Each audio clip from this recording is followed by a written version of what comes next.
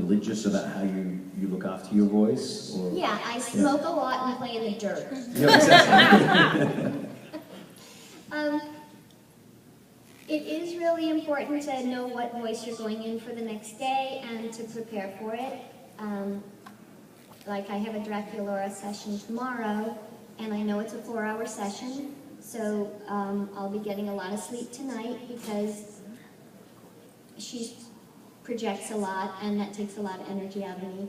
And people know that when they call me, they're going to get a crystal clear voice, and so I can't, you know, do those things that wreck it. And I'm not going to scream. Like if I get a video game and it requires a lot of screaming, it'll either be on a Friday or they'll save, it's in our interactive contract where they'll save the screaming because all video games you die.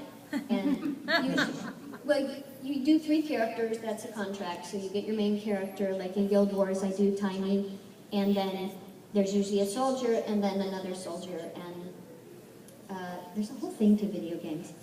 And so to take care of your voice, video game-wise, they allow you to save your death till the end. And if you do an interactive job and it's not a union contract, make sure you protect your voice on that. And I always tell my students, I don't know how I got started teaching, but I teach all the time. I have lots of private students all over the US, and we Skype, and I'll put people into a voice and it'll hurt. Like I have this new student who's just delightful, who's a big Viner named Megan McCarthy.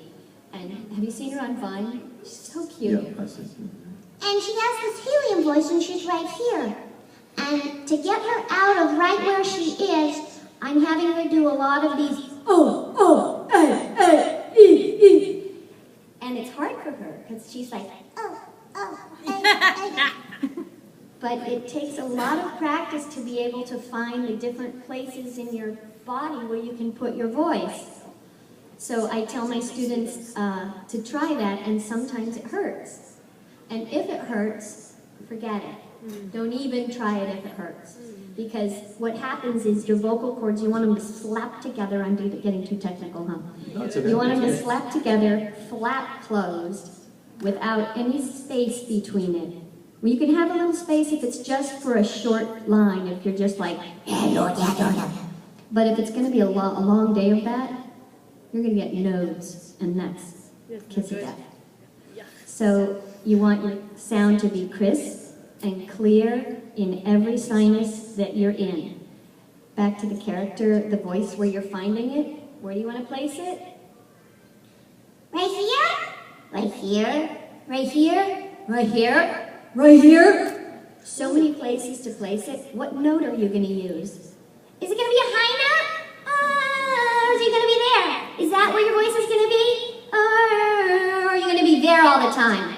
There all the time. So many things. That was incredible how you just scaled. No one else has noticed that. Voiceover is music.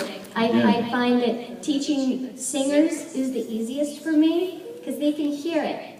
If you're not a singer, it's not impossible to be a voice artist, but there's a lot more challenges because you can't hear it. Like if you can't get that line the director wants and you're like, just give me a line read. What are you hearing that I'm not hearing? And they'll say, I'm coming home now. And you go, oh, okay, I'm coming home now. No, that's not what he said. He said, I'm coming home now, which is a whole different bunch of notes and a whole different musicality. And if you can't sing, you can't hear it. So there are ways to get around that. Like, I don't know if you've ever been in choir and you mark your copy, you mark your choir piece where you know where's the high note, where's the low note. Like a cantor, I don't know if any of you are Jewish, but if you look at a Torah and you're chanting the Torah, that's how the cantors read it. They go, it's all written out that way. It's fascinating, really. Cool. All right. So.